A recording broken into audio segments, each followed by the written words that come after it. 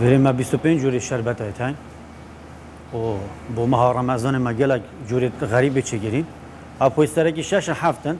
بس با رمضان نیزی که 25 جورا ما چگیریم گلکت غریبن و اگه گلاس آیس کافیه بلوبیریا نونباس رایا تمر هندیه اف نوع دیت مشه رمضان داوتنا بخارن يدي السراكينة مثلا ميويجا برتقالة هنارة أفيدي السراكينة نيزكي شاشن حافتن بس با نيزكي 25 هم چكن بو ماه رمضانه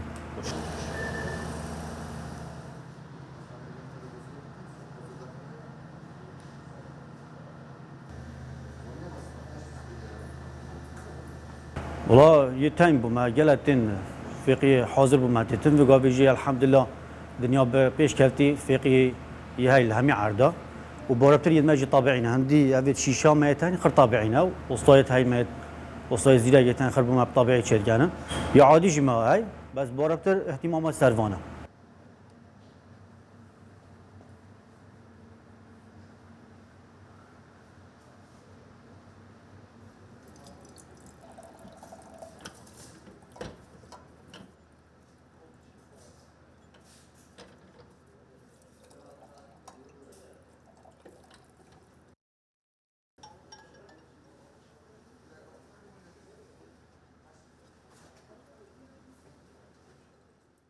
خزان سریت غریبم بوده تا یه دست بکی روز دیت عادی دست بکی نزی شش هفتن او خالق همی وقت خون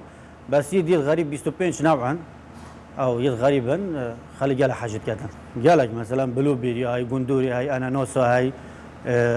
جلک گلاس های قیسی های تمرند دفت تشت صا جلکن بارت خالق حشوانات کردن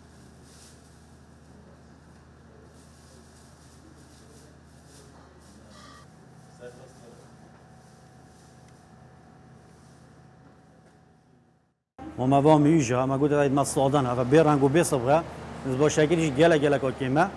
أبي سكري هب بونا جلا كوشوك حسب درمان يجليتن أبي دي جوصا أبي جي هذا نون بصرة جلا كوصادا يديش جلا هم يتصانا باربتر أبي جي بلوبيريا وآيس كافية